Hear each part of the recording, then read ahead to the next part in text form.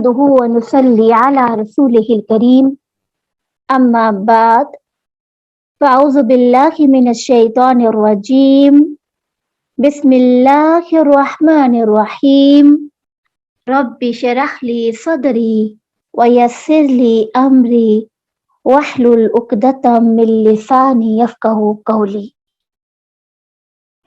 اللہ تعالیٰ کے پاک سے ہم اس پارے کا آغاز کرتے ہیں۔ پارہ نمبر 13۔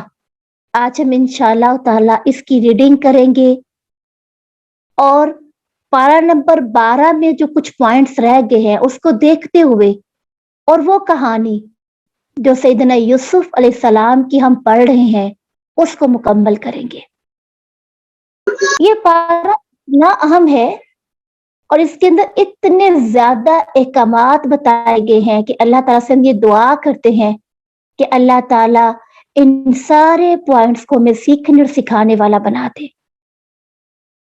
پارہ نمبر 13 کا آغاز اگر دیکھا جائے تو نفس کی برائی سے ہو رہا ہے۔ اب آپ اگر یہ دیکھیں تو یوسف علیہ السلام نبی تھے اور نبی ہونے کے باوجود وہ کیا کہتے ہیں؟ میں نفس کی برات، میں اس سے بیزار ہوں، نفس سے بیزار ہوں۔ نفس کا کام تو کیا ہے؟ بہکانا اور نفس کو قابو کرنا، یہ سب سے بڑا جہاد ہے۔ اللہ کی خاطر مجاہدین کو، جہد کرنے والوں کو جو مشکلیں آتی ہیں، پھر وہ جب اپنے نفس پر قابو کرتا ہے تو اللہ رب العزت اس کے لیے آسانیاں فراہم کر دیتا ہے۔ آج ہم اس بارے میں یوسف علیہ السلام کی کہانی کے ساتھ نفس کے بارے میں بھی جانیں گے کہ نفس ہوتا کیا ہے اور نفس کو قابو کیسے کیا جائے، کیونکہ جب ایک پیغمبر یہ کہہ رہا ہے کہ میں اس نفس سے بہت بیزار ہوں، کیونکہ نفس کیا ہے؟ ان النفس لامارۃ بالسوء، نفس تو ہمیشہ برائی کا ہی حکم دیتا ہے۔ پھر یوسف علیہ السلام کی صفات کا ذکر بھی اس پارہ میں کیا گیا کہ وہ مکین تھے، صاحب مرتبہ، امین تھے، قابل اعتماد، حفیظ تھے، حفاظت کرنے والے اور علیم علم والے تھے۔ پھر اس پارے کے اندر ہم یہ دیکھیں گے کہ اللہ تعالیٰ محسنین کے کا ضائع نہیں کرتا ہے۔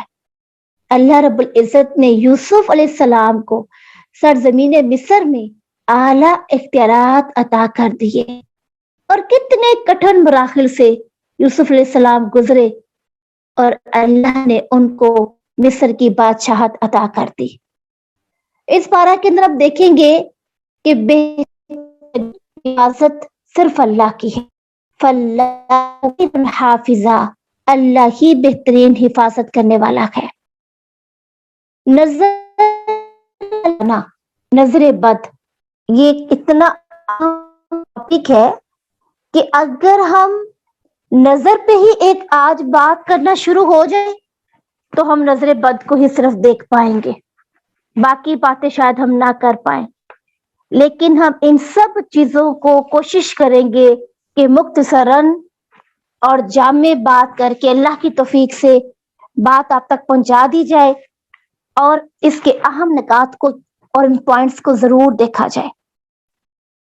پھر دیکھتے ہیں کہ یوسف علیہ السلام نے کامل بھروسہ کیا اللہ پہ، وَإِلَيْهِ فَلْيَتَوَكَّلِ الْمُتَوَكِّلُونَ، تدبیر اختیار کرنا ضروری ہے۔ اس کا مطلب یہ نہیں ہے کہ انسان بغیر تدبیر کے ہی کہے کہ میں رب پر بھروسہ کرتا ہوں۔ اللہ پر بھروسے کے لیے تدبیر اور اسباب اختیار کرنا ضروری ہے۔ اس کے اندر دیکھیں گے ہم کہ وَفَوْقَ كُلِّ ذِي عِلْمٍ عَلِيمٍ، ہر علم والے کے اوپر ایک علم والا ہوتا ہے اور کامل علم سوائے اللہ کے کسی کا نہیں ہے۔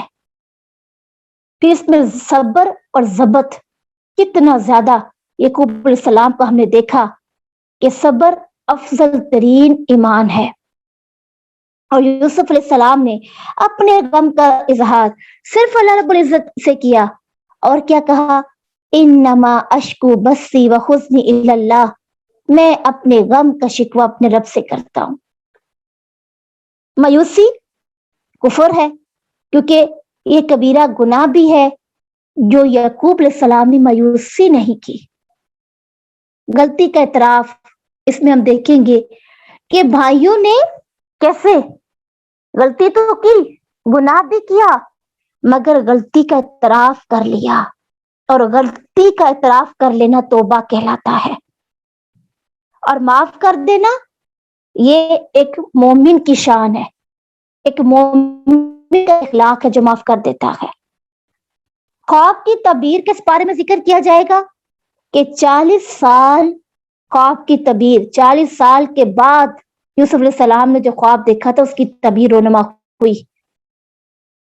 اور پھر ایک دعا اس پارہ کے اندر آتی ہے جو سورت جو ہے وہ رعد کے اندر ہم دیکھیں گے، فاطر السماوات والارض انت ولی فی الدنیا والآخرہ توفانی مسلما والحقنی بالصالحین. پھر ہم دیکھیں گے اس کے اندر نفع بخش بننے کے لیے ہمیں کیا کرنا ہوگا، خیر کو کیسے پلائیں گے، اور کلمہ طیبہ، اور اس کے علاوہ صبر، قطع رحمی.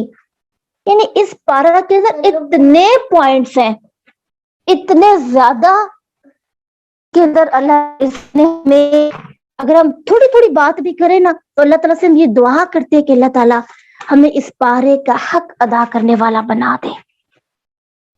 اور یہ اگر اس پارے کو ہی اگر ہم لے لیں، اس کے اندر اتنے سارے احکامات اکٹھے ہو چکے ہیں کہ بہت ساری ہماری اخلاقی برائیاں، بیماریاں، کمیاں اس پارے سے ہم سیکھ سکتے ہیں کہ ہمارے اندر جو ہے اس کو ہم نے ختم کیسے کرنی ہے.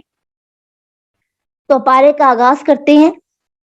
اعوذ باللہ من الشیطان الرجیم وما ابرئ نفسی ان النفس لامارۃ بالسوء الا ما رحم ربی ان ربی غفور رحیم. اور میں اپنے نفس کو بری نہیں کرتا، بے شک نفس تو برائی کا بہت حکم دینے والا ہے، مگر جس پر میرا رب رحم کرے بے شک میرا رب بے حد بخشنے والا، نہایت رحم کرنے والا ہے. پیچھے اگر ہم دیکھیں تو ہم یہ پڑھے تھے کہ یوسف علیہ السلام کے بھائیوں نے حسد کیا،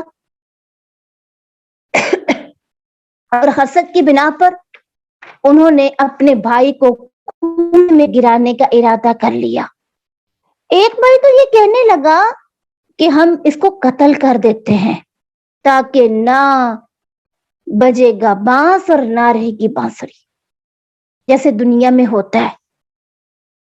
تو دوسرا بھائی کہنے لگا کہ نہیں، اگر ہم اس کو قتل کریں گے تو قتل کرنا تو بہت بڑا جرم ہے، ہم اگر قتل کریں گے تو ہو سکتا ہے قتل کی سزا تو قتل ہے. تو ہم ایسا کرتے ہیں، اس کو اپنے راستے سے ہٹانے کے لیے اس کو گہرے کنویں میں پھینک دیتے ہیں.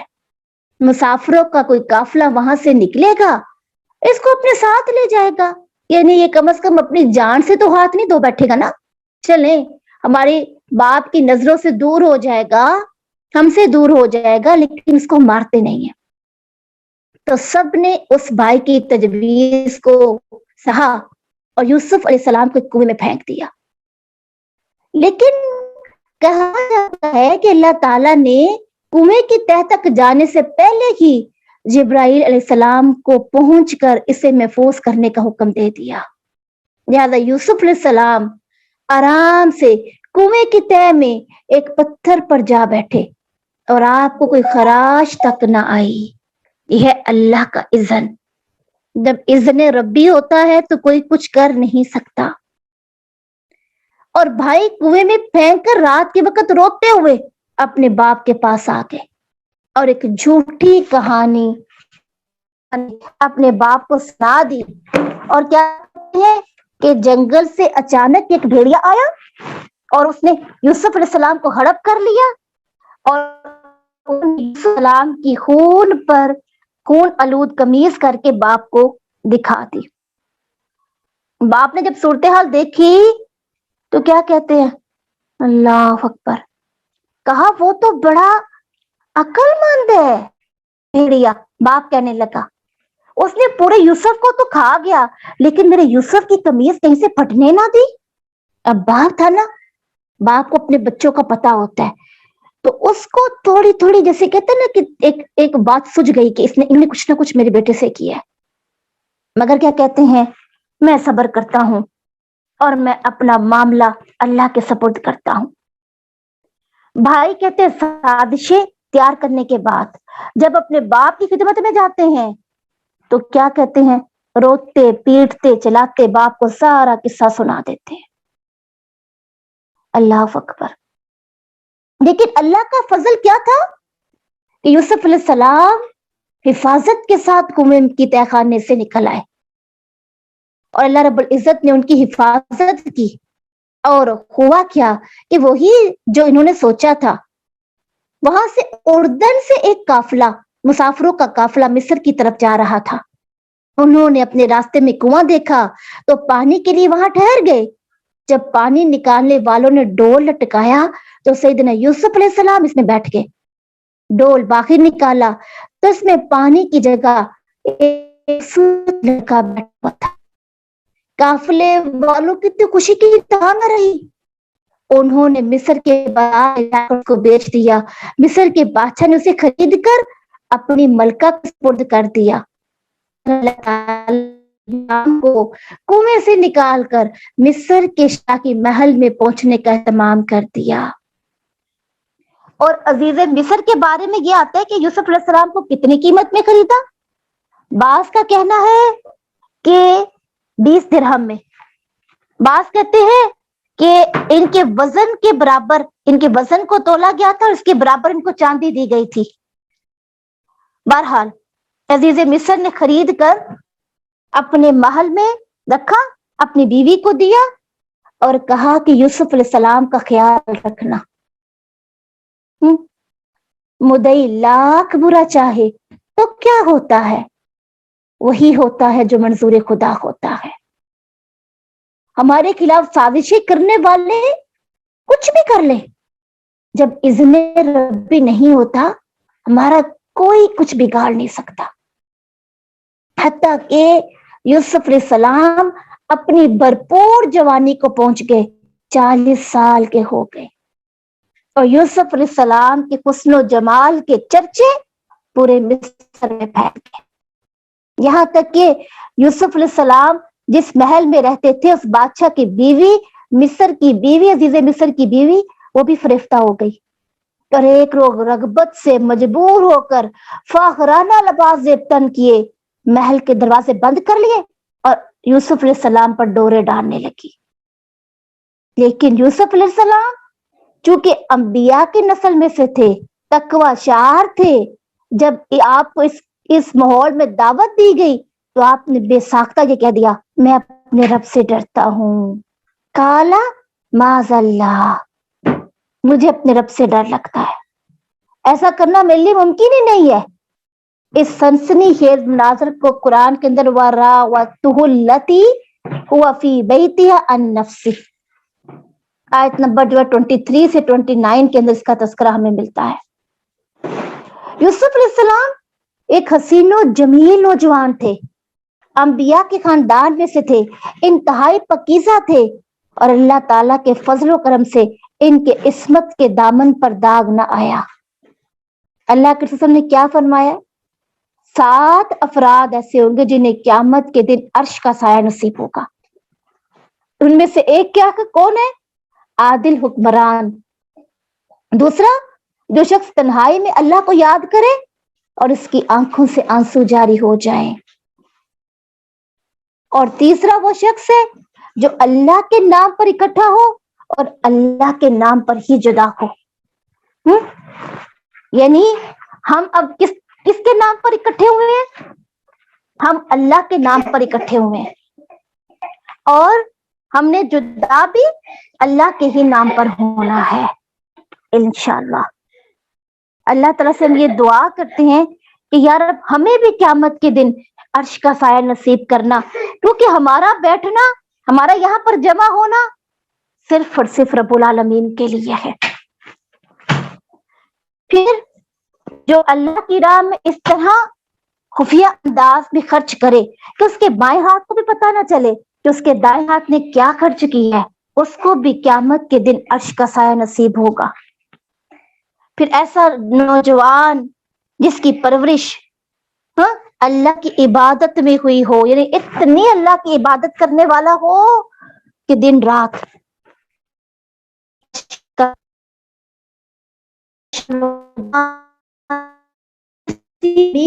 عورت نے گناہ کی دعوت دی ہو اور وہ یہ کہہ کر ٹھکرا دے کہ میں تو اپنے رب سے ڈرتی ہوں، یا ایسا نوجوان جس کو کوئی عورت حسین و جمیل عورت بہکا دے اور وہ یہ کہہ دے کہ میں تو اپنے رب سے ڈرتا ہوں۔ یہ 7 قسم کے لوگ ایسے ہیں جن کو اللہ رب العزت عرش کا سایہ دے گا، اور ان میں یوسف علیہ السلام بھی شامل ہوں گے، کیونکہ یوسف علیہ السلام نے اپنے رب کو پانے کے لیے اور اللہ کی خاطر کتنی قربانیاں دی، اور اس سے عورت کے فتنے کے بارے میں بھی پتا چلا کہ عورت کتنی مکار ہے۔ اس کے اندر کیا آتا ہے؟ ان کیدکن عظیم، عورت کا مکر بڑا زبردست ہے۔ اس نے کیسے یوسف علیہ السلام کو اپنے جال میں پھنسایا اور ان سے گناہ کروانے کی حد تک کوشش کی، حد درجے کی کوشش کی، دروازوں کو بند کیا، وہاں کے جتنے بھی دربان تھے اس کو اپنے ساتھ ملایا تاکہ میں برائی کو کر سکوں، لیکن اللہ رب العزت نے یوسف علیہ السلام کو اس برائی سے بچا لیا۔ تو اسی طرح یوسف علیہ السلام کے بارے میں یہ آتا ہے کہ جب یہ بات پتا چلے سارے علاقوں میں کہ لوگ کہنے لگے کہ یہ ہوا کیا، عزیز مصر کی بیوی یہاں تک کہنے لگی کہ یوسف اگر تو نے میری بات نہ مانی تو میں تجھے جیل میں بند کروا دوں گی، اگر تم نے میری بات نہ مانی تو میں تجھے جیل میں بند کروں گی، دھمکی دی۔ تو یوسف علیہ السلام نے کیا کہا؟ میں تو جیل میں جانا پسند کرتا ہوں، میں تو جیل میں جانا پسند کرتا ہوں، یعنی میں تیری باتوں میں نہیں آؤں گا لیکن میں اپنے دامن کو داغ نہیں لگنے دوں گا۔ یہ ہے یوسف علیہ السلام، یہ ہے پیغمبر۔ اور سیدنا یوسف علیہ السلام چونکہ خوابوں کی تعبیر بھی جانتے تھے تو اس مصر کی بیوی نے کیا کیا؟ یوسف علیہ السلام نے وہ بات نہ مانی تو اس کو جیل میں بند کروا دیا۔ اب یہ جب اس کو جیل میں بند کروایا اور جیل میں اور بھی بہت سے قیدی تھے تو یوسف علیہ السلام نے ان کو توحید کی دعوت بھی دی۔ جب انہوں نے یہ پسند ہی نہیں کیا، کیا کہنے لگے؟ مجھے اپنے دامن پر داغ لگانا یہ میں کر سکتا ہوں لیکن میں یہ نہیں کروں گا کہ کوئی مجھ پہ الزام لگا دے اور میں اپنے دامن کو داغدار نہیں ہونے دوں گا۔ اب کہتے کہ عزیز مصر کی بیوی نے جو بڑی یوسف علیہ السلام کی کشن پر فرشتہ ہو چکی تھی تو گھر گھر میں باتیں شروع ہو گئی کہ ملکہ کو کیا ہو گیا ہے، وہ ایک گھریلو ملازم کو دل دے بیٹھی ہے، ایسی بھی کیا بات ہوئی، اسے اپنے مقام کی طرف دیکھنا چاہیے۔ جب ملکہ کو پتا چلا کہ میرے بارے میں یہ باتیں ہو رہی ہیں تو اس نے شاہی محل میں ایک پرتکلف کھانے کی دعوت کا اہتمام کر دیا اور ساری عورتوں کو محفل میں بلایا اور ایک دسترخوان لگا دیا اور دسترخوان پہ خوب پھل رکھے اور ان کے ہاتھوں میں چھریاں اور کانٹے تھما دیے۔ اسی دوران عزیز مصر کی بیوی نے حکم دیا کہ یوسف علیہ السلام کو تھوڑی دیر کے لیے ان عورتوں کے سامنے لایا جائے۔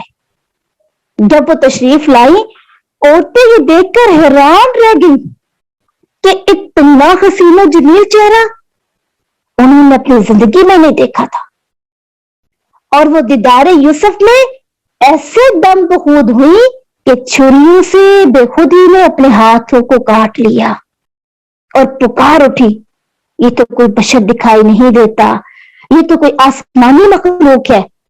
اس کا ذکر، سارے قصے کا ذکر یہ 30 سے 34 آیات کے اندر ہمیں ملتا ہے۔ پھر اگر دیکھا جائے تو یوسف علیہ السلام کو جب قید میں ڈال دیا گیا، جس کا ذکر ہمیں ملتا ہے 34 سے 41 آیت میں، یوسف علیہ السلام کو جب قید میں ڈال دیا گیا تو وہاں پر اور بھی 2 قیدی، تو یوسف علیہ السلام کو بڑا مقرب سمجھتے تھے اور وہ یوسف علیہ السلام سے خوابوں کی تعبیر کے متعلق پوچھنے لگے۔ یوسف علیہ السلام کو اللہ نے خوابوں کی تعبیر کا علم بھی سکھایا تھا، اور یہ بھی ہمیں پتہ چلتا ہے کہ جو خواب ہوتے ہیں وہ نبوت کا 40واں حصہ ہوتے ہیں۔ ایک پوری سٹوری ہم سن لیں، اس کے بعد ہم اس کے اہم پوائنٹ کو ڈسکس کریں گے کہ اس میں کیا کیا چیز ڈسکس ہم کر سکتے ہیں۔ اب کیا ہوتا ہے، وہاں پر جب 2 قیدی اور بھی ہوتے ہیں تو وہ کئی سال تک جیل میں وہ بھی موجود ہوتے ہیں، اور کہا جاتا ہے کہ 5 سال تک جیل میں وہ رہے، اور بعض کہتے 7 سال، اور بعض کہتے 9 سال کا عرصہ۔ تو یہ کون رہا؟ یوسف علیہ السلام بھی ان کے ساتھ رہے۔ جب ان کی رہائی ہو گئی ان قیدیوں کی، تو یوسف علیہ السلام نے کہا کہ میرا تذکرہ بھی جا کے بادشاہ سے کرنا، کہ مجھے تو وہ بھول ہی گیا جیل میں ڈال کے۔ اب دیکھیں نا، بیوی کا، عورت کا فتنہ چل گیا، اور اس نے اپنے شوہر کو بھی باتوں میں لگا کر اس بات پہ انہوں نے اس کو آمادہ کر لیا۔ کیا کہتی ہے بیوی؟ کہ یوسف علیہ السلام نے نعوذ باللہ میرے سے بدکاری کی ہے اور مجھے پھسلانے کی کوشش کی ہے۔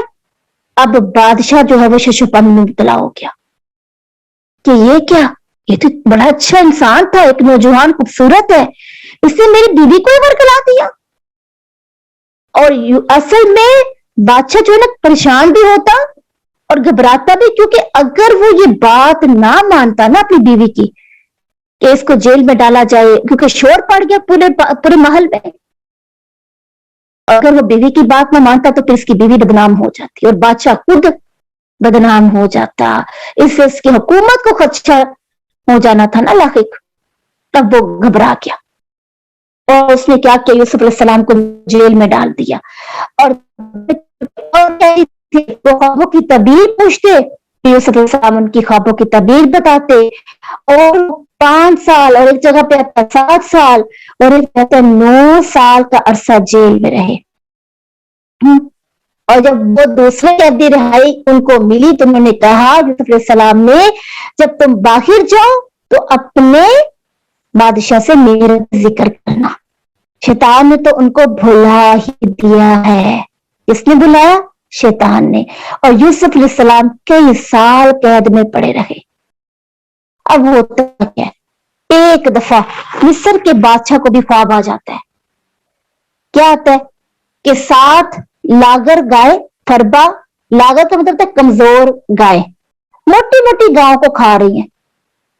اسی طرح خواب میں وہ دیکھتے کہ 7 ترو تازہ سٹے ہیں اور 7 خشک بالیاں ہیں، اور بادشاہ نے شاکی خاشیہ نشینوں سے پوچھا کہ تم میرے اس خواب کی تعبیر بتاؤ گے؟ تو انہوں نے اپنے اپنے خیالات کا اظہار کر دیا۔ تو یہ اب خواب کسی کو نہیں سمجھ آ رہی تھی کہ خواب کی حقیقت کیا ہے، لیکن دربار میں ایک شخص موجود تھا۔ اس نے کیا کہا، یوسف علیہ السلام، میں یوسف علیہ السلام ہی آپ کو خواب کی تعبیر بتا سکتے ہیں۔ آپ ایسا کرو، آپ یوسف کو جیل سے رہا کرو اور اس کو خواب کی تعبیر، اس کو خواب بتاؤ، وہ آپ کو خواب کی تعبیر بتائے گا۔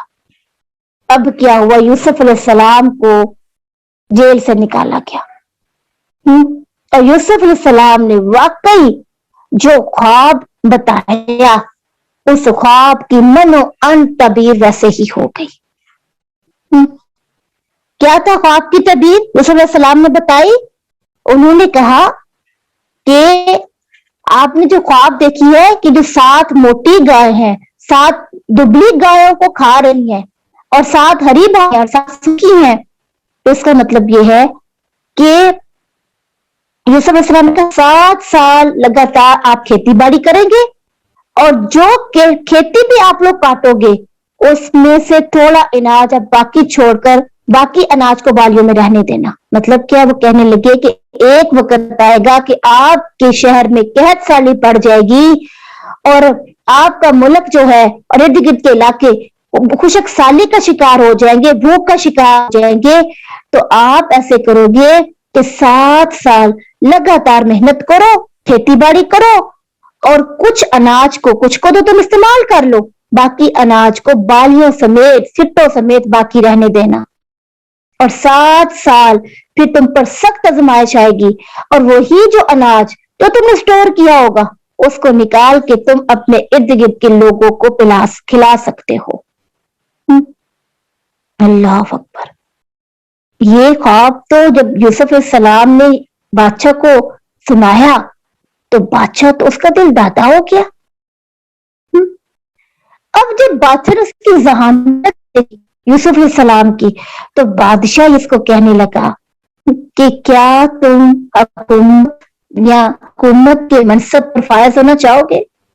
देखिए जरा, कितना साल अल्लाह के रसूल ने जेल में गुजारी, कितनी आजमाइशें, और हम कहते हैं अगर किसी मोमिन बंदे पर कोई आजमाइश आ जाए, और वो ईमान वाला भी हो, मोमिन भी हो, मुसलमान भी हो, तो हम कहते पता नहीं इस बेचारे से क्या गुनाह हो गया है, इस बेचारे ने पता नहीं क्या गलती कर दी है जिसको इतनी सजा मिल रही है। तो क्या यूसुफ अलैहिस्सलाम पैगंबर नहीं थे, पाक नहीं थे? उनसे क्या गलती हुई थी जो उन्होंने इतनी बड़ी सजा पाई? इतने साल वो जेल में रहे। तो बसा औकात आजमाइशें इंसान को निखारने के लिए आती हैं। आजमाइशों में इंसान जब क्या करता है, कुंदन बन जाता है, पाक हो जाता है गुनाहों से। इसलिए कभी भी किसी पर ये बात लगा के फतवा नहीं देना चाहिए कि बेचारा पता नहीं कितना को गुनाहगार था, कितने को। गुनाह तो होते हैं इंसान के, इसका मतलब ये नहीं है कि गुनाह का वबाल नहीं होता। मतलब ये कि हम किसी के बारे में कोई राय नहीं दे सकते। वल्लाहु आलम उसका ये गुनाह था या उस पर ये अल्लाह की तरफ से रहमत थी कि मतलब उसको आजमाइश में डालकर उसको पाक करना चाहता था। इस किस्से से हमें बहुत से सबक मिलते हैं, इंशाअल्लाह हम देखेंगे कि और कौन कौन से असबाब हमें इस किस्से से मिलते हैं। एक इतनी खूबसूरत कहानी, इतने खूबसूरत अंदाज से मेरे रब ने सुनाई है कि कोई ऐसी कहानी लिख ही नहीं सकता, सुना ही नहीं सकता। अब जब ख्वाब की तबीर बादशाह को बतलाई गई और तभी यूसुफ अलैहिस्सलाम ने बतलाई, तो बादशाह ने क्या कहा कि आपको मैं सरकारी ओहदा देना चाहता हूं। तो यूसुफ अलैहिस्सलाम ने क्या कहा, एक शर्त है। यानी जब दूसरे बादशाह ने देखा कि यूसुफ तो बड़ा ज़हीन है, हम ऐसे ही करेंगे, हम खूब मेहनत करते हैं, 7 साल खेती बाड़ी करते हैं, फिर हम उस गल्ले को जो है स्टोर करेंगे, और जब वो वक्त आएगा, जब हमारी कहत साली होगी, हम उसी स्टोर शुदा जो है वो खाने को निकाल के लोगों में तकसीम करके अपने मुल्क को कहत से बचा लेंगे। और उन्होंने ऐसा ही करना शुरू किया। देखिए हर कोई ज़हीन नहीं होता ना, और हर किसी को ख्वाब की तबीर। अब ख्वाब के बारे में अगर हम थोड़ा सा यहाँ पे रुक के अगर देख ले, अगर साथ साथ ही कुछ पॉइंट्स देख लें। ख्वाब जो है 3 तरह के होते हैं। ख्वाब 3 तरह के होते हैं। कौन कौन से? एक ख्वाब होता है सच्चा ख्वाब, और सच्चे ख्वाब के बारे में होता है कि अल्लाह के रसूल ने फरमाया कि सच्चा ख्वाब अल्लाह की तरफ से खुशखबरी होती है, और वो होती है मुबश्शिरात। और मुबश्शिरात कहते हैं सच्ची और बिल्कुल साफ और वाज़िह खुशखबरी जो अल्लाह ताला अपने मोमिनों को नसीब करता है। इस हदीस में ये जो कहा गया ना कि एक हदीस में आता है कि सच्चा ख्वाब जो होता है वो नबूवत का 40वां हिस्सा है। ये क्यों कहा गया कि ये नबूवत के अज्जा में से एक जुज़ है? इसमें बड़ी फजीलत है। इसकी वजह यह कि मोमिन के ख्वाब की नबूवत से मुशाबत इसलिए दी गई है कि जब अंबिया को नबूवत मिलती है तो नबूवत का मतलब क्या होता है? खबर देना।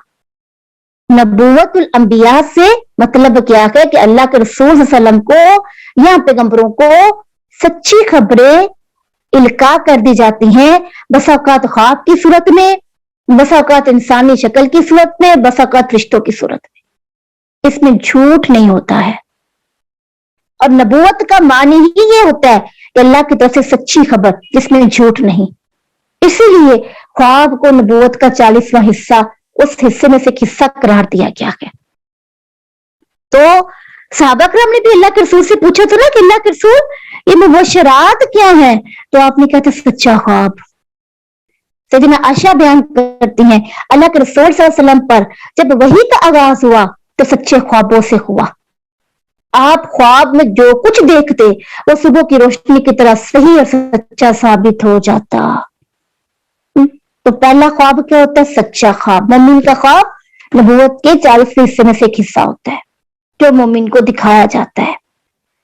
दूसरा ख्वाब उसको कहते हैं, दूसरा अगर ख्वाब हम देखें वो होता है नापसंदीदा ख्वाब, बुरा ख्वाब शैतान की तरफ से। अबू कतादा बयान करते हैं नबी अकरम सल्लल्लाहु अलैहि वसल्लम ने फरमाया अच्छा ख्वाब अल्लाह की तरफ से है और बुरे ख्वाब शैतान की तरफ से हैं। और जो शख्स कोई नापसंद ख्वाब है तो उसे अपने बाएं तरफ 3 मरतबा थूकना चाहिए और वो शैतान से अल्लाह की ना मांगे। इस तरह वो बुरा ख्वाब इसको नुकसान नहीं देगा और शैतान कभी मेरी शक्ल में नहीं आ सकता। ये हदीस में आता है। अल्लाह के रसूल को अगर कोई ख्वाब में देखता है तो अल्लाह के रसूल की शक्ल में शैतान नहीं आ सकता। तो हदीस में क्या आता है? जब हमें कोई शैतानी ख्वाब आए, बुरा ख्वाब आए तो क्या करना चाहिए? हमें बाएं जानिब 3 मरतबा थूकना चाहिए। और एक जगह पे हदीस में आता है, इब्ने माजा की रिवायत में आता है कि जब आपको कोई बुरा ख्वाब आए तो करवट बदल लो, अपनी साइड बदल लो। फिर हदीस में आता है जो इब्ने जाबर की रिवायत है, इसमें ये आता है कि अल्लाह के रसूल ने फरमाया जब तुम्हें कोई बुरा ख्वाब आए तो 3 बार तुम बाएं तरफ थूको, दुदकारो और 3 मरतबा अल्लाह से शैतान की पनाह मांगो और पढ़ो आऊज़ु बिल्लाहि मिनश शैतानिर रजीम और करवट बदल के लेट जाओ। और हदीस में यह भी आता है अल्लाह के रसूल ने फरमाया कि ज़माने करीब में मोमिन का ख्वाब झूठा नहीं होगा। मोमिन सच्चा ख्वाब देखता है, उसका ख्वाब झूठा नहीं होता। तो 2 बातें हुई, एक तो है सच्चा ख्वाब और दूसरा है झूठा या बुरा ख्वाब या शैतानी ख्वाब। और तीसरा ख्वाब वो होता है जो इंसान की रात की जो ख्यालात होते हैं, उसकी जो सोचें होती हैं, जो वो सोच रहा होता है वही ख्वाब बन के आ जाते हैं। इस ख्वाब की कोई हकीकत नहीं होती है। ये वही आप रात को अगर कोई फिल्म देख रहे हो, स्टोरी सुन रहे हो, कहानी सुन रहे हो, वो सारी कहानी आपके ख्वाब का हिस्सा बन के आपके ख्वाब में आ जाती है। तो सच्चा ख्वाब, और यह भी कहा जाता है कि ख्वाब की तबीर का इल्म होता है, हर एक को ख्वाब नहीं सुनाना चाहिए। जिसको ख्वाब के बारे में इल्म होता है उसी को ख्वाब के बारे में बताना चाहिए, इसके अलावा हर एक को नहीं बताना चाहिए। वो क्यों? वो इस वजह से बेटा कि हदीस में ये भी आता है कि जो ख्वाब होता है ना वो परिंदे के पांव पे मुअल्लक होता है और अगर ख्वाब की तबीर कर दी जाए तो वो ख्वाब क्या होता है? रूनुमा हो जाता है, परिंदे के पांव पर होता है। जब तक तबीर ना की जाए तो तबीर का जब बयान हो जाती है तो ख्वाब वाकया हो जाता है। इसलिए ये हमें बताया गया कि जब शैतानी ख्वाब आए तो ये अमल करो, जब अच्छा ख्वाब आए। अच्छा बसकत ऐसा होता है ना, एक हदीस में ये भी आता है कि अच्छा जब ख्वाब आए ना तो, और जब आपको कोई ऐसा ख्वाब देखे जो ना पसंद हो तो उसको चाहिए कि 2 रकत अदा करे और ख्वाब के मतलब किसी को ना बताए, वरना फिर क्या होता है? नुकसान हो जाता है। अल्लाह अकबर। और इन्न शैतान लिल इंसानी अदुव्वुन मुबीन, शैतान तो इंसान का दुश्मन हमेशा से यही चाहता है। तो यूसुफ अलैहिस्सलाम ने जब ख्वाब की तबीर बता दी और उनको इसकी ये बात बड़ी अच्छी लगी, उन्होंने सरकारी ओहदा देना चाहा। तो यूसुफ अलैहिस्सलाम ने क्या कहा? मैं एक शर्त आयद करता हूं। शर्त क्या? शर्त ये है कि ये जो मुझे जेल में बंद किया गया इस मामले की छान फटक की जाए। कभी बेटा सोचें कि अगर 7 साल का अरसा, और अल्लाह ताला ने कैसे उनको उसी जेल के अंदर नबूवत भी दी और ख्वाबों की तबीर का आलिम भी बना दिया। तो देखिए ना, मुश्किलात से होते हुए अल्लाह ने कैसी कैसी आसानियां और खैर वाला मामला कर दिया। तो अब जब ये यूसुफ अलैहिस्सलाम ने मुतालबा किया कि जरा ये तो पूछा जाए कि मुझे किस वजह से जेल में डाला गया, तो अजीज मिस्र की बीवी से जब ये पूछा गया, मामले की छान पटक हुई। और बीच की बातें अगर छोड़ के अगर हम इसके असल की तरफ आए तो अजीज मिस्र की बीवी ने इतराफ कर लिया और क्या कहने लगी? मैंने इसको वर्गलाया था, मैंने भरपूर कोशिश की थी यूसुफ अलैहिस्सलाम को वर्गलाने की, इसका कोई कसूर नहीं था, यूसुफ बेकसूर है। اللہ رب العزت جب کسی کے منہ سے اعتراف کروانا چاہتا ہے تو تب بھی کروا لیتا ہے، اس کے لیے مشکل نہیں ہے. یہ بھی پیغمبر کے لیے آسانی تھی. یہ بھی اگر وہ نہ مانتی، اگر عزیز مصر کی بیوی نہ مانتی، اس کے تو اللہ نے توبہ کا خیال ڈال دیا نا کہ تم نے تو خوب کوشش کی یوسف کو ورگلانے کی. اس سے کیا پتہ چلتا ہے؟ عورت کا فتنہ زبردست ہوتا ہے. اور جہاں پر حدیث میں آتا ہے 2 لوگ تنہا ہوتے ہیں، وہاں پر تیسرا شیطان ہوتا ہے. وہ 2 لوگ 2 میاں بیوی کے علاوہ، یعنی تو محرم رشتہ ہے نا، جیسے 2 غیر محرم ہے، عورت بھی ہو سکتی ہے، عورت مرد بھی ہو سکتا ہے، بہن بھائی بھی ہو سکتے ہیں، محرم رشتے ہیں. اس کے باوجود یہ کہا گیا کہ جہاں پر 2 تنہا ہوتے ہیں وہاں پر تیسرا شیطان ہے. اس سے بچ کے رہو شیطان سے. ان شیطان للانسان عدو مبین، یہ تیرا کھلا دشمن ہے، تجھے ہمیشہ تیرے نقصان کی بات ہی کرتا ہے. اب جب بیوی مان گئی، بات واضح ہو گئی، تو یوسف علیہ السلام کو جیل سے نکال دیا گیا اور بادشاہ کے دربار میں اس کو شاہی دربار کا نمائندہ بنا دیا گیا اور ملک کی خدمت اس کے سپرد کر دی گئی. اس کا قصہ جو ہمیں ملتا ہے 54 سے 57 آیت پارہ نمبر 13 کے اندر اس کا سارا قصہ موجود ہے. اور کہتے ہیں کہ جب یوسف علیہ السلام کو سرزمین مصر کا حکمران بنایا گیا، اس وقت ان کی عمر 30 سال تھی. 30 سال. اور دور اقتدار میں آپ نے عدل و انصاف کا خوب بول بالا کیا. پورے ملک میں اقتصادی خوشحالی پیدا ہو گئی، رایا کے اندر خوشی کی لہر توڑ گئی. کیسا حاکم ہم پر اللہ تعالیٰ نے نافذ کر دیا جو عدل پر مبنی کام کرتا ہے. اب کیا ہوتا ہے؟ وہی ہوا جو خواب میں تھا. اب یوسف علیہ السلام نے خوب محنت کی، غلہ پیدا کیا اور اس کے غلے کو سٹور کیا، اور وہی ہوا، قحط سالی شروع ہو گئی. اب دور دور سے لوگ کیا کرتے؟ یوسف علیہ السلام سے کھانے کے لیے آتے، غلہ مانگنے کے لیے آتے. اسی طرح یعقوب علیہ السلام کے جو بیٹے تھے، یوسف علیہ السلام کے بھائی، وہ بھی مصر سے غلہ لینے کے لیے آ گئے. اب جب وہ مصر سے غلہ لینے کے لیے آتے ہیں تو یوسف علیہ السلام تو اس وقت چھوٹے سے تھے جب انہوں نے پھینکا. اب تو ان کی عمر 33 سال کی ہو چکی ہے. تو یوسف علیہ السلام نے تو اپنے بھائیوں کو پہچان لیا، مگر بھائیوں نے یوسف علیہ السلام کو نہیں پہچانا. ان کے خیال میں تو وہ کنویں میں پھینک چکے تھے. اب یوسف پتہ نہیں کدھر ہوگا کدھر نہیں ہوگا، وہ تو اپنے ذہن سے اس کو نکال چکے تھے. اب انہوں نے کیا کہا یوسف علیہ السلام کو کہ اے مصر کے بادشاہ، ہمیں غلہ چاہیے. اور انہوں نے رقم بھی دی، باپ نے رقم دے کے بھیجا تھا کہ یہ رقم بھی لے لو اور نہیں ہے. یوسف علیہ السلام نے جب غلہ دینا چاہا تو کہا شرط لگا دی، کیا؟ کہ جب آئندہ تم آؤ گے تو اپنے چھوٹے بھائی کو بھی ساتھ لے کر آنا ہے، ورنہ تمہیں غلہ ملے، پیسے بھی واپس کر دیے. اب یہ کیا ہوا؟ وہ تو پیسے بھی دے رہے ہیں اور پھر بھی یوسف علیہ السلام نے انکار کر دیا. یہ ہے تدبیر، یہ ہے علم اور حکمت جو اللہ تعالیٰ اپنے کو عطا کرتا ہے اور مومنین کو عطا کرتا ہے. اب یوسف علیہ السلام نے جب غلہ دینے سے انکار کیا اور بھائی غلہ لیے بغیر واپس اپنے تو ساری صورتحال سے آگاہ کر دیا اور کہا بابا جان، مصر کے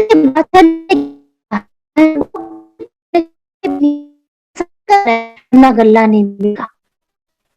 اب باپ ہی اپنے پہلے بیٹے کی وجہ سے تھا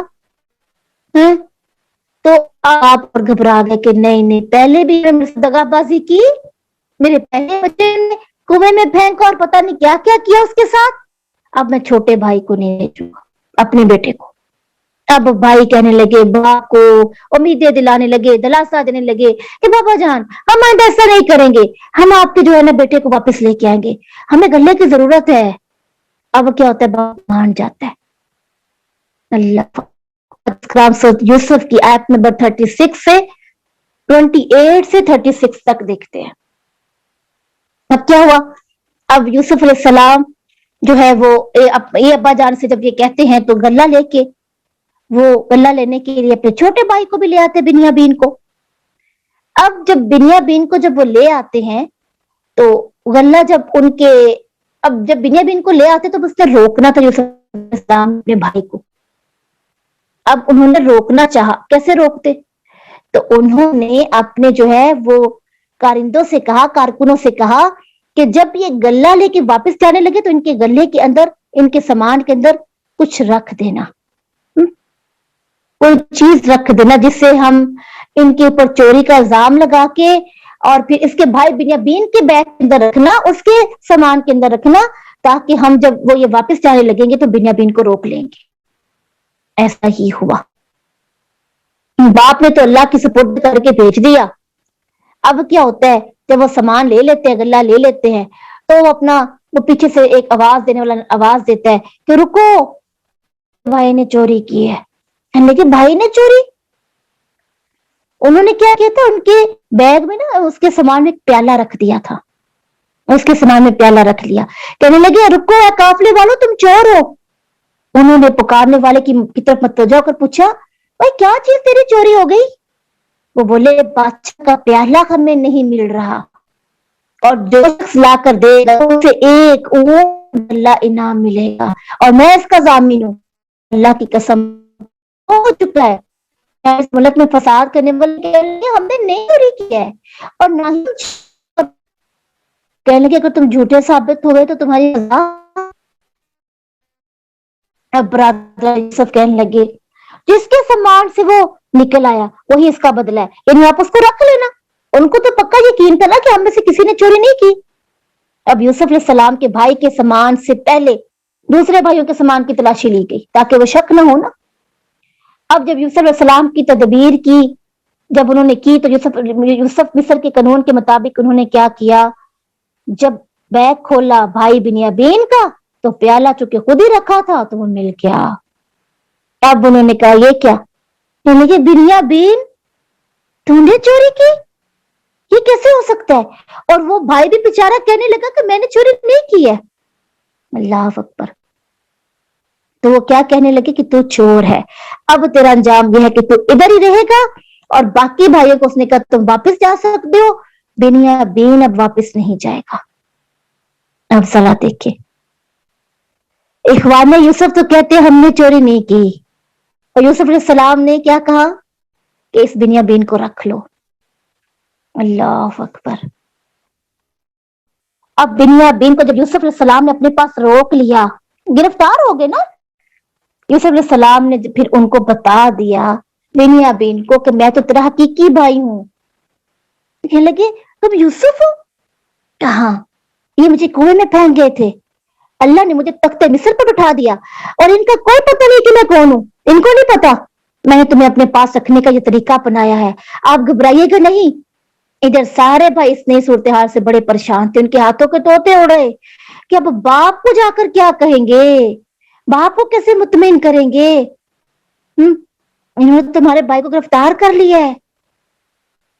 अब ये मशवरा करने लगे, एक कहते तूने जाके बात करी, दूसरा कहता तूने जाना है। क्यों? क्योंकि पहले ही बाप इनसे इस बात पे खफा था कि इन्होंने उनके पहले बेटे के साथ जो मामला किया। और सारी कहानी का जिक्र हमें जो है वो 80 से 87 आयत के अंदर मिलता है। अब यूसुफ अलैहिस्सलाम, अब यकूब अलैहिस्सलाम ने जब अपने बेटों को गल्ला लाने के लिए भेजा, जब वापस मिस्र आए तो यूसुफ अलैहिस्सलाम ने कहा कि बिन्यामीन किधर है? तो कहने लगे बाबा जान, बिन्यामीन को तो रख लिया है अजीज मिस्र में बादशाह ने। कहा नहीं, वो क्यों, उसने चोरी की है, ये नहीं हो सकता।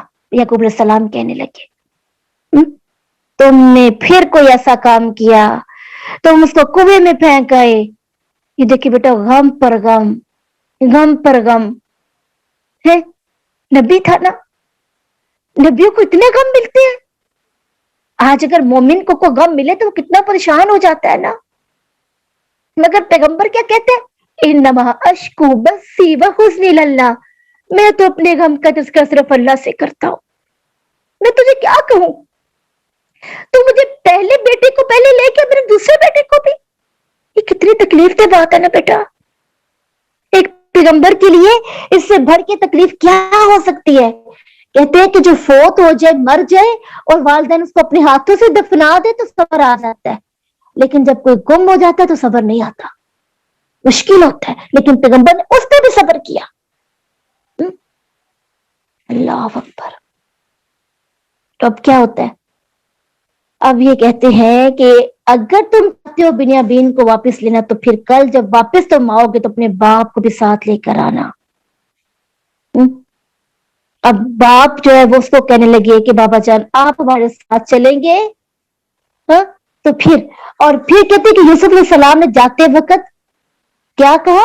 अब जब वो वापस आते हैं बिन्यामीन को लेने के लिए, तो वापस जाते वक्त वो कहते फिर पता चल जाता है सारी किस्सा मुख्तसर कहानियां कर देखी कि सबको फिर उनके भाइयों को पता चल जाता है कि मैं तुम्हारा भाई हूं और तुमने मुझे कुएं में फेंक दिया था, लेकिन अल्लाह ने मुझे मुल्क के मिस्र का हुक्मरान बना दिया। भाई अब माफी मांगने लगे और मेरे नबी का ज़र्फ देखे कि कुएं में फेंकने वाले भाई अब जब माफी मांगते हैं तो मेरा नबी माफ कर देता है। और आज हम कहते हैं कि मैं तुझे कभी माफ नहीं करूंगी। आज हम ये कहते हैं कि मैं तुझे कभी माफ नहीं करूंगी, तूने तो मेरे साथ बड़ा जुल्म किया है, तू मेरा कभी सारी जिंदगी चेहरा नहीं देखेगा। और बस औकात हम इतना खत से बढ़ जाते हैं कि हम कहते हैं कि मरते वक्त इसका मेरा मुंह ना कोई देखे। क्या पैगंबर से बढ़ के हमें गम मिले? क्या पैगंबर से बढ़कर भी हमें आजमाइशें आती है? तो कैसे पैगंबर के ऊपर आजमाइशें? और कहने लगा भाई यूसुफ अलैहिस्सलाम कहने लगे कि जाओ मेरे बाप को लेकर आओ। मेरे बाप की रोते रोते बिनाई खत्म हो गई मेरी जुदाई में, ये मेरी कमीज ले जाओ और जाके बाप की आंखों पे डाल देना, उसकी बिनाई वापस आ जाएगी। इसका जिक्र 88 से 93 आयत के अंदर, पारा नंबर 13 के अंदर इसका तस्करा मिलता है। अब भाइयों का काफिला जब मिस्र पहुंचता है, यूसुफ अलैहिस्सलाम की कमीज लेकर चले तो याकूब अलैहिस्सलाम ने कहना शुरू कर दिया मुझे मेरे यूसुफ की खुशबू आ रही है। घर वालों ने कहा आप कैसी बातें कर रहे हैं, ये शायद बुढ़ापे की वजह से ऐसा हो रहा है। आपने कहा नहीं तुम्हें नहीं पता, ये मेरे बेटे की खुशबू है। काफिला जब वापस पहुंचा तो कमीज चेहरे पर रखी तो बिनाई लौट आई। अल्लाह अकबर। अब बाप और भाई कहां गए? कनान से मिस्र रवाना हुए और यूसुफ अलैहिस्सलाम तख्त के ऊपर बैठे हुए थे। सब ने उनके सामने सजदा किया। वो ख्वाब जो यूसुफ अलैहिस्सलाम ने बचपन में देखी थी अब पूरी हुई। और उस वक्त ताजीमी जो सजदा था ना वो जायज था, ताजीमी सजदा जायज था। अब तो हमारी शरीयत पे उसको भी खत्म कर दिया गया है ना। तो सब ने सजदा किया, सब सजदे में गिर गए। और सारा किस्सा कहानी फिर यूसुफ अलैहिस्सलाम ने अपने बाप को सुनाई। ये वाकया, ये पूरी दास्तान और इसका एक एक पहलू कितना सनसनीखेज था ना, इतना तजस्सुस पैदा करता था ना ये वाकया कि पता नहीं आगे क्या होगा, आगे क्या होगा, सस्पेंस। और फिर इस वाकये से इतने सबक मिलते हैं कि इस दुनिया में वही कुछ होता है जो अल्लाह को मंजूर होता है, वही कादिर मुतलक है। वो चाहे तो कुएं से निकाल कर तख्त शाही पर बैठा दे, वो चाहे तो अपने नबी को साल हर साल तक अपने बेटे की खबर ही ना होने दे, वो चाहे तो पैगंबर ज़ादों को खाक छांटने पर मजबूर कर दे। सिर्फ और सिर्फ सिक्का मेरे रब का चलता है, वही कादिर मुतलक है। इस कायनात में उसी की हकीकी हुक्मरानी है, वही हाकिम है। और इतने ज्यादा इसे हमें असबाक मिलते हैं। अगर हम थोड़े से असबाक का जिक्र करें तो यहाँ पे इसके अंदर, इस कहानी के अंदर एक सबक में यह मिलता है कि यूसुफ अलैहिस्सलाम के भाइयों ने शर का मुकम्मल सबब इख्तियार कर लिया।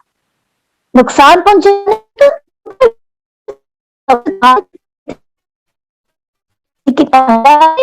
जिसकी जिंदगी थी के अंदर से भी बचा लेता है। अल्लाह अकबर।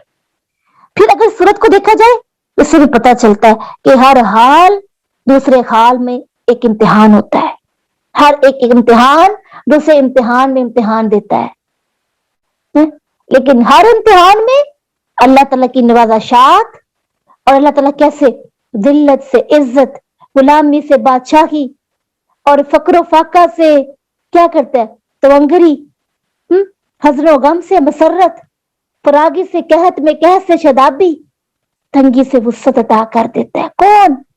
رب العالمین۔ ہمیں سے سبق نہیں ملتے ہیں، بہت سے سبق ہمیں ملتے ہیں۔ پھر یہ جو قصہ اس بات پر دلالت کرتا ہے کہ بندے کو اللہ کی طرف سے جو عطا کردہ نعمت ملتی ہے نا، اس کا اثر خاندان والوں پر بھی ہوتا ہے، عزیز و اقارب پر بھی ہوتا ہے، دوست اور احباب کے لیے بھی نعمت ببرکت بن جاتی ہے۔ جیسے کہ یوسف علیہ السلام نے جب خواب کی تعبیر بتائی تو کیا کہا گا؟ وَكَذَلِكَ يَجْتَبِيكَ رَبُّكَ وَيُعَلِّمُكَ مِن تَأْوِيلِ الْأَحَادِيثِ وَيُتِمُّ نِعْمَتَهُ عَلَيْكَ وَعَلَىٰ آلِ يَعْقُوبَ، کہ تیرے رب نے تجھے چن لیا، تجھے باتوں کی تعبیر دی اور آل یعقوب پر، آل یعقوب یعنی سارا خاندان اس میں آ گیا، اس پر اپنی نعمت کو اتمام کر دیا، پورا کر دیا، اور آل یعقوب کو عزت اور وقار سے نوازا اور اس کو ملک میں اقتدار دیا۔ یہ کس سے پتہ چلتا ہے؟ یہ کس سے دلالت کرتا ہے؟ پھر یہ قصہ اس بات پہ دلالت کرتا ہے کہ بادشاہ ہونے کے باوجود یوسف علیہ السلام اپنے باپ سے محبت کر رہا، کیونکہ محبت کو ترجیح دینا چاہیے اپنے ہر معاملے میں، اور والد اور اولاد کے مابین عدل و انصاف اس میں مطلوب ہے اس قصے میں۔ تو اس قصے سے ہمیں یہ بھی پتہ چلتا ہے کہ کیسے گناہوں کی نحوست سے بچنا چاہیے، کیونکہ ایک گناہ اپنے ساتھ متعدد گناہ لے کر آتا ہے، ایک جرم سے انسان بہت سارے جرائم کرتا ہے۔ یوسف علیہ السلام کے بھائیوں نے یوسف علیہ السلام اور ان کی مابین جدائی ڈالنے کے لیے کیا کیا کچھ نہیں کیا، جھوٹ بولا، حسد کیا، افسانے گڑے، اور کیا کہ کچھ نہیں کیا۔ ایک جھوٹ کو چھپانے کے لیے حسد بھی کر رہے ہیں، جھوٹ بھی بول رہے ہیں، اور افسانے بھی گڑ رہے ہیں، حسد بھی کر رہے ہیں۔ حسد کے بارے میں کیا ہوتا ہے؟ حسد نیکیوں کو کھا جاتا ہے، یأکل خسارات کما تأکل النار الحطب، کو اس طرح سوکھی لکڑی کھا جاتی ہے۔ حسد سے بچنا چاہیے، اور حسد بچنے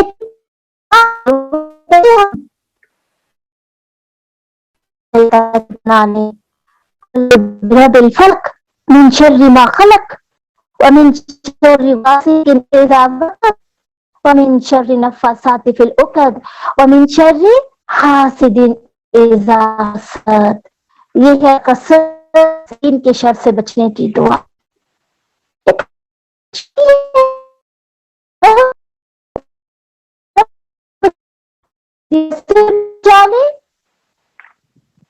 اور پھر یہ جھوٹ انسان جب بولتا ہے تو خیر سے دور ہو جاتا ہے۔ پھر اس قصے سے مجھے پتہ چلتا ہے کہ انہوں نے جو برائی کا دعویٰ کیا اور برائی کی، ایک برائی کو چھوڑ کے دوسری برائی، یعنی بڑی برائی کو چھوڑ دیا، اگر قتل کر دیتے تو ایک بہت بڑا گناہ تھا، لیکن انہوں نے کیا کیا؟ برائیوں میں سے خفیف تر چھوٹی برائی کو چنا، ورنہ اگر کبیرہ گناہ کر لیتے تو اس کی سزا قتل تھی، تو خفیف گناہ، ہلکا گناہ کیا کیا؟ بھائی کو کنویں میں پھینک دیا۔ پھر اسے میں عورتوں کے فتنے کے بارے میں پتہ چلتا ہے کہ خلوت میں کبھی بھی کسی مرد کو عورت کے ساتھ اور عورت کو کسی مرد کے ساتھ نہیں ملنا چاہیے، اور اس فتنے کے خوف سے بچنا چاہیے، اور ایسی محبت سے بھی بچنا چاہیے جس سے نقصان پہنچنے کا اندیشہ ہو، کیونکہ بعض محبتیں صرف جھاگ کی طرح پر اٹھتی ہیں، ایک جوش ہوتا ہے، اس میں دوام نہیں ہوتا، اور اس میں پختگی نہیں ہوتی۔ ایسی محبتیں حرام ہوتی ہیں، ایسی محبتیں حلال نہیں ہوتی، ایسی محبتیں پائیدار نہیں ہوتی ہیں، 4 دن کی ہوتی ہیں، اس کے بعد ختم ہو جاتی ہیں۔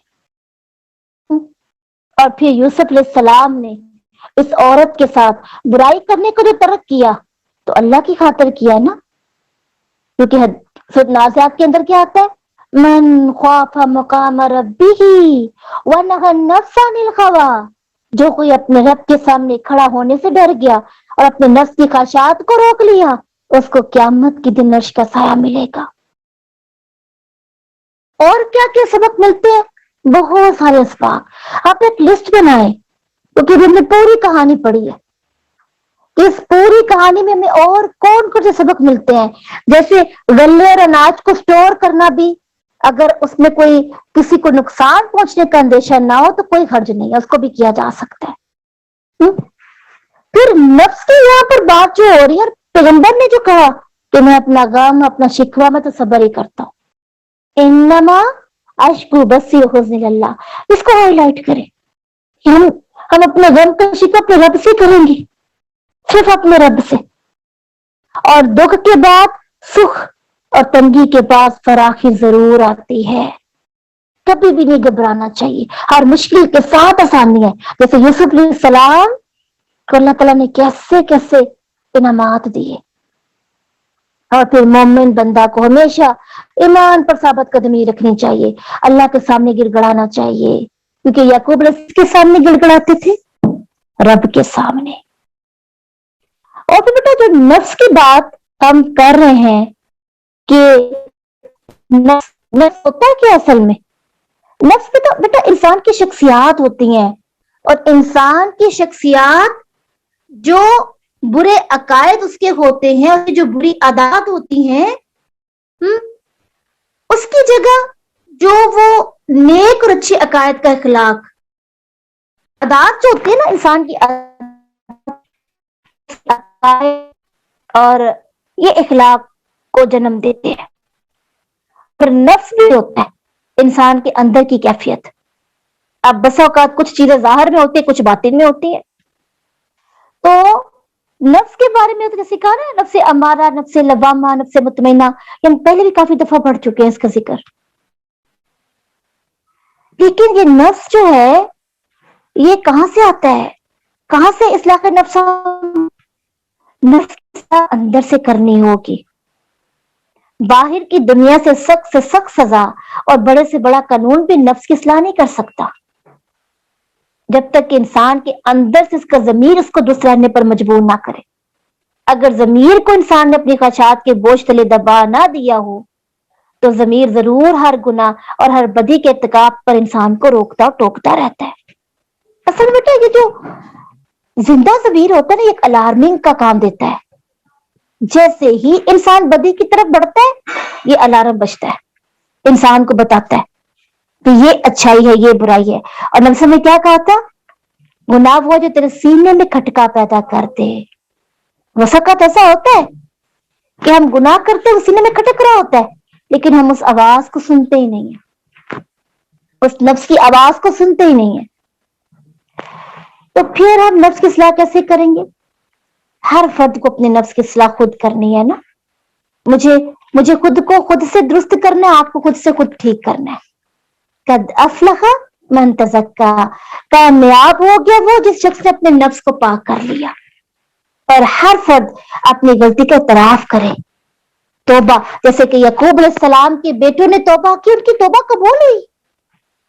اگر اللہ تعالیٰ چاہتا تو نہ توبہ قبول کرتا نا، تو توبہ ہر وقت کرتے رہنا ہے، اس پہ بھی نہیں غم کرنا کہ اب گناہ ہو گیا تو کیا کرے، توبہ کرے، پھر غلطی ہو گئی پھر توبہ کرے، پھر گناہ ہو گیا پھر توبہ کرے۔ اصل میں ہم نے اپنے اندر سے نفس کے تکبر کو توڑنا ہے، کیونکہ نفس کا جو تکبر جو انسان کی ذات کو مسل دیتا ہے نا، جیسے میں کو توڑنا ہے۔ یہ میں انسان کو جینے نہیں دیتی ہے۔ اور پھر نفس کے تکبر کو توڑنے کے بعد اگلا ہم سٹیپ کیا کریں گے؟ ہر انسان دوسرے انسان کو پہلے درجے پر رکھے۔ ہر علم والے سے اوپر ایک اور علم والا ہے، اپنے آپ ہی کو زیادہ بڑا نہ سمجھے۔ حدیث میں آتا ہے کہ جو شخص اپنے آپ کو چھوٹا سمجھتا ہے اللہ اسے بڑا بنا دیتا ہے۔ تو اپنے آپ کو چھوٹا سمجھیں، اللہ خود ہی بڑا بنا دے گا۔ تو انسان اپنے آپ میں عاجزی کا جذبہ پیدا کرے۔ من تواضع للہ رفعہ اللہ، جس نے اللہ کے لیے عاجزی اختیار کی اللہ اس کو بلند کر دے گا۔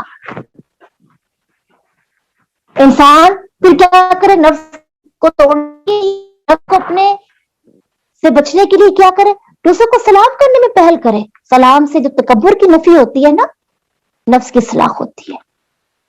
और अपने असल दुश्मन को पहचानने, जो शैतान है, जो हमारी सारी नेकियों को हमसे छीन के ले जाता है। दिल को पाक करना है, जिस्म को पाक करना है, इल्म को पाक करना है। इल्म की पाकी क्या है? इल्म पे अमल करके। इल्म की पाकी है ना, इल्म का हक अदा करके। माल को पाक करेंगे सदका करके, तभी नफ्स पाक होगा। एहसान करेंगे। असल में नफ्स जो है ना, वो एक एक बेल की तरह है।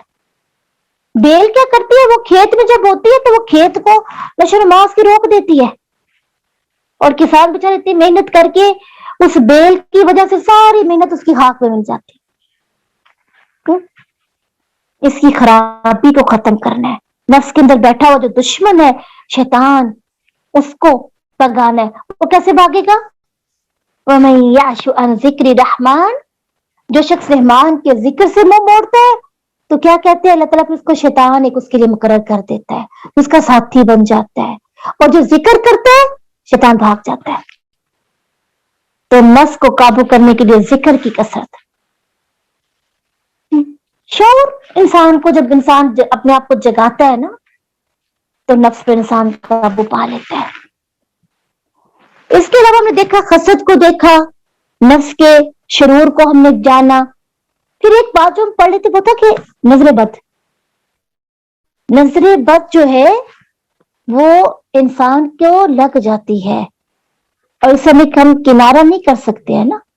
हम ये बिल्कुल नहीं कहेंगे कि ये भी हो सकता है, बिल्कुल हो सकता है। नजर के बारे में ये जो आता है ना कि हदीस में, कि जब किसी को नजर लग जाती है तो फिर क्या होता है, वो बीमार रहने लगता है।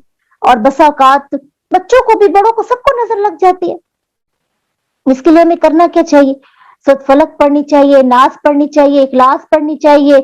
जैसे एक सहाबी के बारे में आता है ना कि वो एक तालाब में नहा रहे थे, गुस्ल कर रहे थे, नहा रहे थे। तो एक दूसरा साथी गुजरा, उसने कहा तुम्हारा जिस्म बड़ा ही खूबसूरत है, कितना चमकदार है तुम्हारा जिस्म।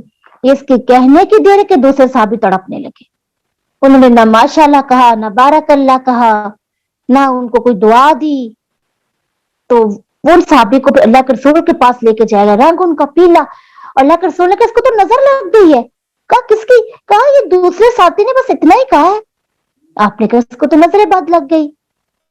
तो क्या हुक्म दिया गया फिर उसको, कि तुम ऐसा करो कि अपने वजू का पानी किसी टप में बहाओ, और वही पानी फिर जो है ना इसके पीछे से, कमर की साइड से इसके जिस्म पे बहाया जाए, ताकि ये नजर की कैफियत उतर जाए। और फिर ऐसा किया गया और उसकी तकलीफ जाती रही।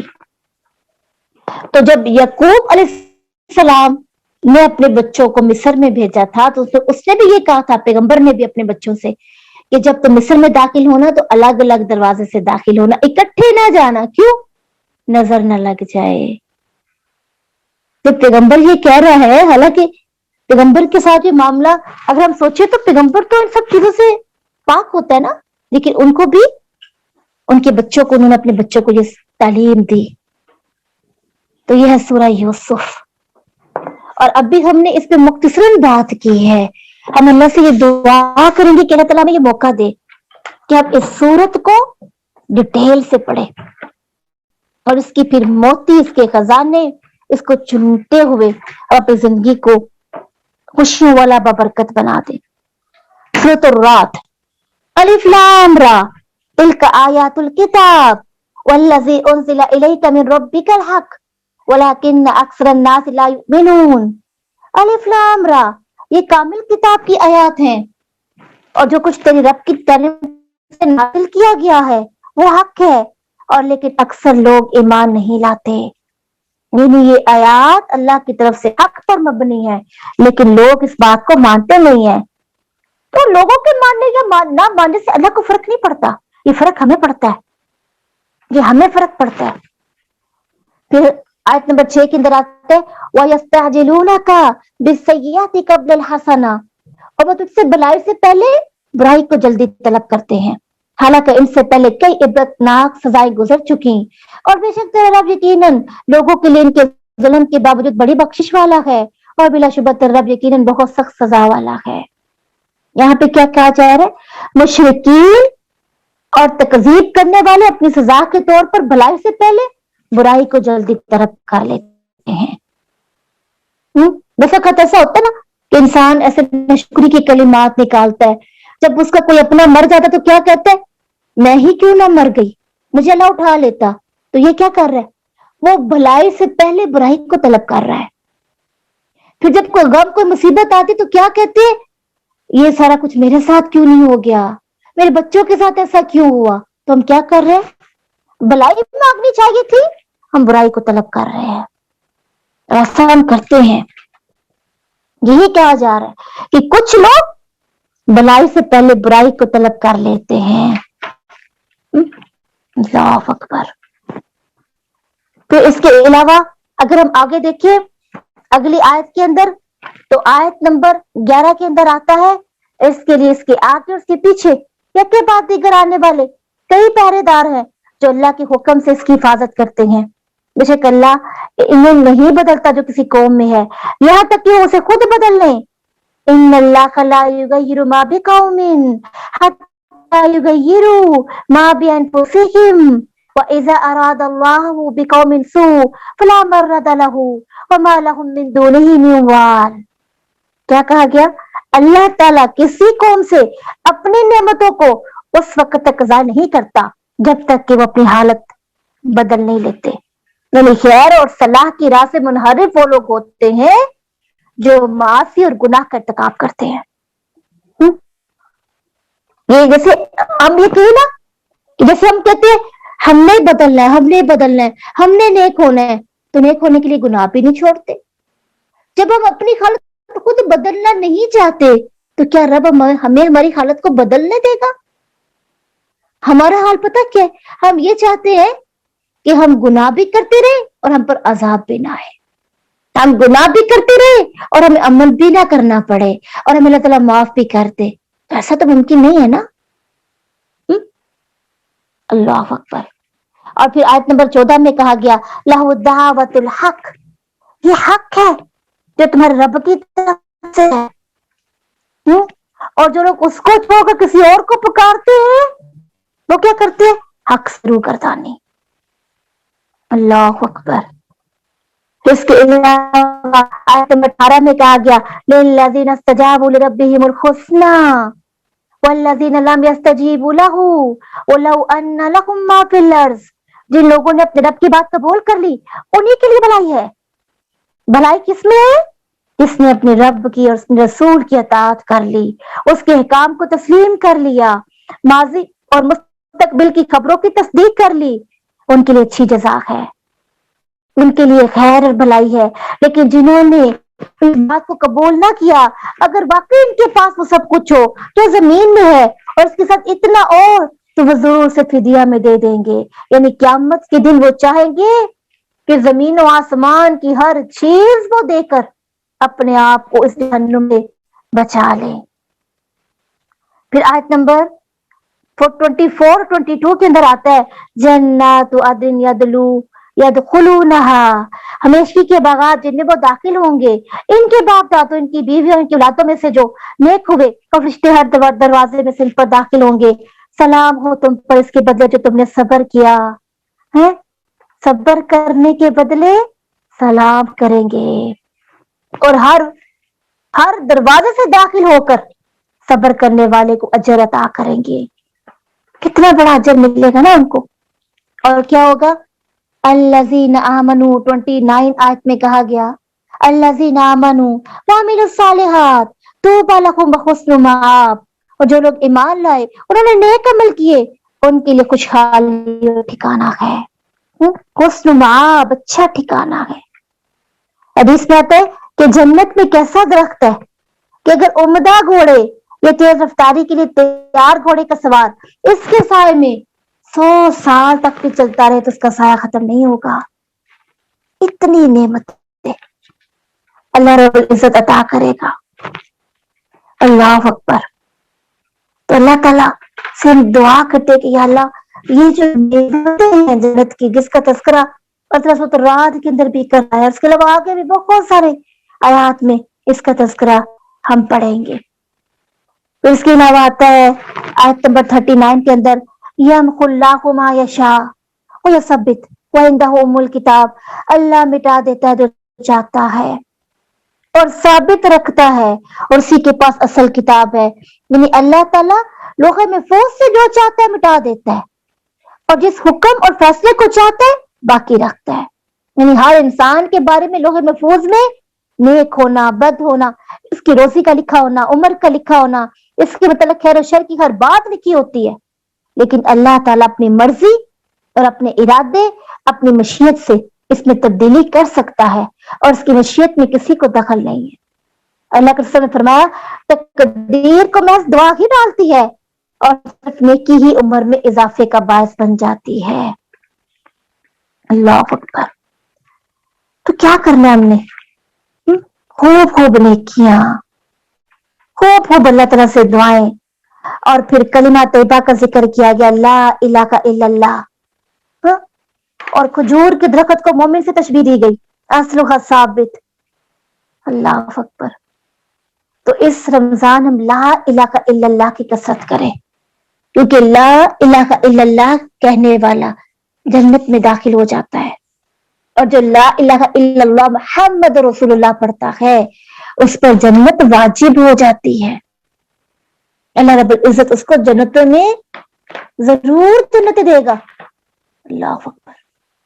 اور جو کہتا ہے لا الہ الا اللہ وحدہ لا شریک لہ لہ الملک ولہ الحمد وہو علی کل شیء قدیر، تو جو صبح کہتا ہے شام تک وہ اللہ کی حفاظت میں رہتا ہے اور شیطان کی شر سے محفوظ رہتا ہے، اور جو شام کو کہتا ہے صبح تک اللہ کی حفاظت میں اور شیطان کی شر سے محفوظ رہتا ہے. اللہ تعالیٰ سے دعا ہے کہ اللہ تعالیٰ اس پارے کا ہمیں حق تو ادا کر ہی نہیں سکتے ہیں، اللہ حق ادا کرنے والا بنا دے. جو کچھ ہم سکھا رہے اللہ تعالیٰ عمل کرنے والا بنا دے. اللہ تعالیٰ اس میں خیر بھلائی اور برکت ڈال دے. ہر رمضان ہماری یہ نیت ہوتی ہے کہ اس رمضان ہم نے بدلنا ہے، لیکن رمضان گزر جاتا ہے، شب روز گزر جاتے ہیں، راتیں گزر جاتی ہیں، لیکن ہم بدل نہیں پاتے ہیں. اللہ یہ کہ شاید تھوڑا سا کہ جتنا سمندر کے اندر انگلی ڈبو کر نکالی جائے تو اس انگلی کے اوپر شاید چند قطرے لگ جائیں. اللہ کرے اللہ ہمیں پورے کا پورا اسلام میں داخل کر لے. آمین یا رب العالمین. سبحانک اللہم و بحمدک نشہد ان لا الہ الا انت نستغفرک ونتوب الیک. السلام علیکم ورحمۃ اللہ وبرکاتہ.